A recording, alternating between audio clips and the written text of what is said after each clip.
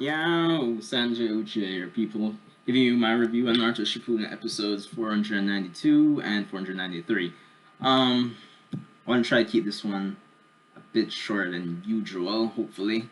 But getting into it, so these episodes conclude the anime adaptation of Shikamaru's novel, and to me, it's a satisfying ending to say the least. Even though, if memory serves right, I think it's missing something from the novel.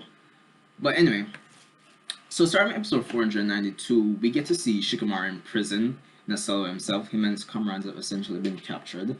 Um, of course, he tries to convince his comrade Sai from the Hidden Leaf, who's been mind controlled by Gengo at this point.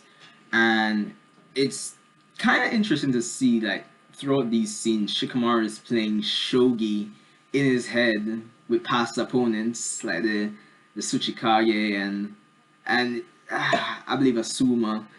That was kind of interesting. I mean, that's a way to keep yourself occupied from the early afternoon until nighttime. But I think the best part of episode 492 for me was after this when Gengo calls for him and the interactions between Gengo and Shikamaru. In that it almost felt as if, like, if you were to look at it from a real world perspective, the whole, I guess, inequality between I guess, partnering nations, because the whole argument is that Gengo feels that the great nations, they are imposing this sense of false peace while maintaining, I guess, a higher level of power through their position of the tailed beast and their mistrust of smaller nations, essentially. And it was also interesting to note that he feels that through this piece, Shinobi will become obsolete and basically be lapdogs to the feudal lords. And it's essentially the reason for his quote unquote revolution. So that was definitely interesting. A nice little tidbit there to actually dissect. As I keep saying throughout these reviews, these episodes aren't really too action heavy. It's really about the characterization, honestly. And I guess the philosophy of the different characters, which are 9 out of 10 times are pretty deep and relatable. So yeah. So eventually, we get to see Gengo try and take over Shikamaru as well, but Shikamaru manages to escape. And eventually, we get to see that Soku and Ro, yeah, they have been taken over as well. Shikamaru gets back into a corner, and I guess, how should I even put it? Like, I mean, Shikamaru's not the best battle wise to me. I mean, he's one of the smartest characters, but he's not the best battle wise. So I guess for this part, I didn't really expect much. But we get to see that Choji, and Tamari actually come to his rescue before he gets taken out by Soku, I believe. And then this really leads into episode 493, which is the end of this mini arc, in which we get to see Shikamaru go after Gengo, and Tamari, and Shoji essentially convert back Sai, Roku, and So back to their normal states. Um, I must say though, it's always interesting to see Shikamaru and Tamari interact. Well, because spoiler warning, I guess. I guess if you don't know by this point, Shikamaru and Tamari get together in the future. So seeing their interactions throughout these two episodes is always fun. But yeah, so we get to see the final parts of Shikamaru taking out Gengo, while and the rest again take out the others. So, oh yeah, and as I mentioned that's another important point in this episode. We get to see be the one to take out Sai, as in convert him back to his normal state. And it's interesting because obviously in the future we know that Sai and Ino will be getting together. So that was kind of interesting to see a little tidbits of them, how they potentially got together. So that's a definitely a plus to the episode as well. Of course, Tamara takes out Soku with no problem, and Shoji goes out to take out Ro. Gengo, I must say, in the last parts, he honestly makes good arguments. It's one of the things I think about the Naruto series, that the antagonists, they kind of fall into a gray area. They're not necessarily good, but they're not necessarily evil either. Not that you don't have, those antagonists that definitely fall into that black or white era, but that's generally speaking. That's how antagonists in Naruto are. But, oh shit.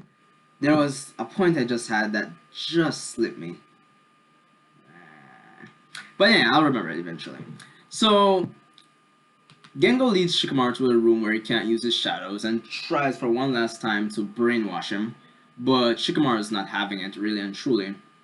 And he tries to really bluff him that, he sent out his associates into every village and all to try and, because apparently the secret to his jutsu is that he infuses chakra into his voice, apparently, which is kind of like interesting. Kind of gives me that kind of sound ninja kind of vibe.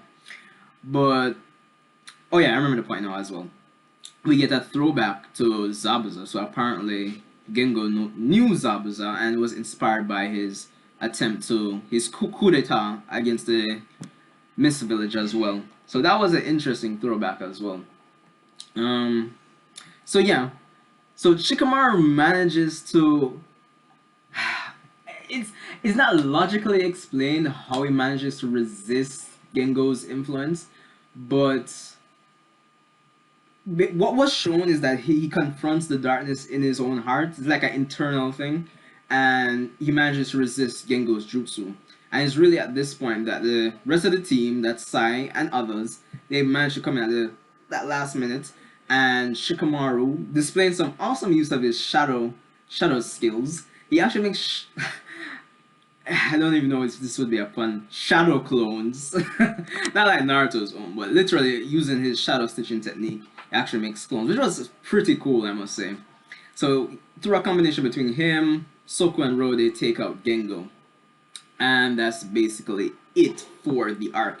Of course, after this, we see the Leaf coming in and arresting Gengo and his revolutionaries. And it's really after this that we get a bit of comedy. And we see Shikamaru trying to ask Tamari out on a date, and of course she agrees. But she just she's all nonchalant about it. While Sai tries to ask out on a date, which was pretty funny. Um, I don't remember where I saw it, but I could have sworn I saw at some point in the description for Shikamaru's novel that Naruto should have appeared at some point towards the end to help out, but we didn't get that. I could be mistaken on that, but we did get to see a scene of Naruto, but it was Shikamaru, like, he appeared when Shikamaru was trying to resist Gengo's jutsu, so I don't know if that's what they were talking about in the description for the novel, but meh. All in all, it's a great arc. I think, I mean, we've had this, we've had Sasuke, we've had Kakashi. I haven't watched the Kakashi. Well, no, we haven't had the Kakashi one. We had the Itachi one.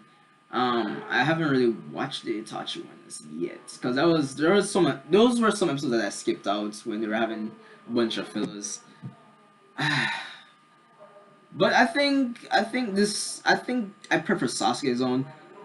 Just bear with me. I know I have Sasuke as my profile pick and all, but it's just that I think seeing Sasuke's evolution as a character is a bit more stronger storytelling wise than Shikamaru, because Shikamaru is already how should I say, a well developed character at this point.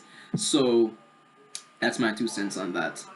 Um, all in all, that's basically it. Based on the preview for next week's episode, we'll be starting another novel adaptation, which is the Konoha, which will center around Naruto and Hinata's wedding. So that should be another interesting tidbit. Um, of course, look out for my Dragon Ball Super review later on. The Universe Survival arc continues. I'm looking forward to that. Of course, I do know that some extra additional information came out regarding the Universe 9 and 11 characters. I haven't done a video on that. I may do a video on that and give my opinion. No promises, but look out for that. Sanjay Uchiha. Rate, comment, subscribe.